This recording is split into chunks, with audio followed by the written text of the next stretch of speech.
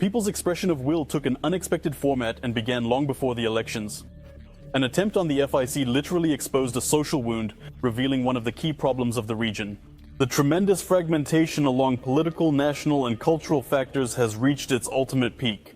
Left and right are on the verge of a heated confrontation. Attacks on opponents have become a common and frequent occurrence. The day prior, 4 unidentified individuals assaulted Matthias Ecke, a candidate representing the Social Democratic Party of Germany.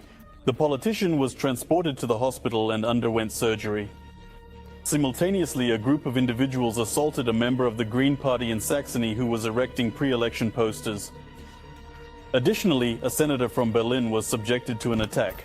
We were deeply absorbed in conversation when all of a sudden, without any prior indication, an assault took place from the rear. I was struck on the back of my head by a bag that held a solid item. Subsequently, the man promptly departed. Certainly, there was initially a sense of shock, but I can assure you that I am currently in a good state. Such displays of aggression from voters are backed by statements from politicians themselves. Left and right actively use hate rhetoric towards opponents. The responsibility for all problems, from the migration crisis to economic stagnation, is constantly shifting back and forth, with no clear resolution in sight. These European elections are also targeted against the right, against right-wing populists who desire to destroy unity, against those who believe that the future can be achieved by returning to the past, against those who want to incite division among people.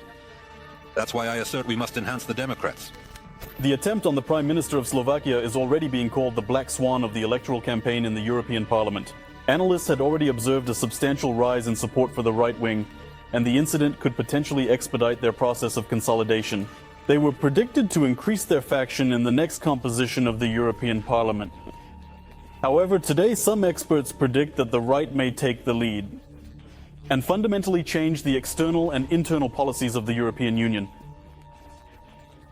Some politicians are very clear about this and suggest that Eurocrats pack their bags. Brussels has transformed into a swamp where unelected bureaucrats are planning to utilize their vision of a European federal superstate. We must stop this. That is the reason why our election promise for today is that we will commence by firing a total of 10,000 bureaucrats in Brussels. I would like to begin with you, Ursula von der Leyen. Your leadership in the Commission was a complete catastrophe. Millions of illegal migrants entered our continent before your very eyes. Before your very eyes, you found yourself at the center of the Pfizer scandal being investigated by the European prosecutor. And not a solitary European voted for you, neither when you took office for the first time, nor during this current period. This is unworthy of the principles of European democracy. The ongoing processes are being anxiously observed not only by the citizens of the European Union.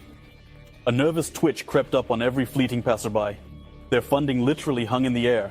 The bench, of course, will not be closed, but the size of the bowl may change significantly. This inevitably leads to competition and interest-specific struggle. First and foremost, this is a war for money. Who among these individuals is very different? The individual who came close to ruining the theater, this tiny cook, then the imposter, and so on, continuing with a similar pattern. These groups are so dirty with each other, it's just a pleasure to watch. Secondly, they are planning, to conduct elections online. Can you imagine voting online? This is the place where 100% of Earth's population cast their votes. Wait, this is the individual who coordinated the elections, their online voting, and they are highly probable to emerge as the victors. But everyone else comprehends this. They comprehend that the individual who abruptly raised this subject will be the one to endure all these grants. The most amusing thing is that the pointless fuss about attempting to establish any appearance of legitimacy crumbles against the straightforward lack of trust in the process from the disadvantaged brothers and sisters. Everyone who has been eating cutlets with gravy since 2020 is convinced that they will be deceived once again, and the flow of grants will remain under the control of constantly growing individuals. I do not have knowledge of how the election process will unfold. However, I can confidently state that if, God forbid, there is even the slightest suspicion that the elections were falsified, I firmly believe that we will undoubtedly obtain information about it. Modern technologies aid in the discovery process, in addition to the new information age, and everything that was previously concealed becomes apparent.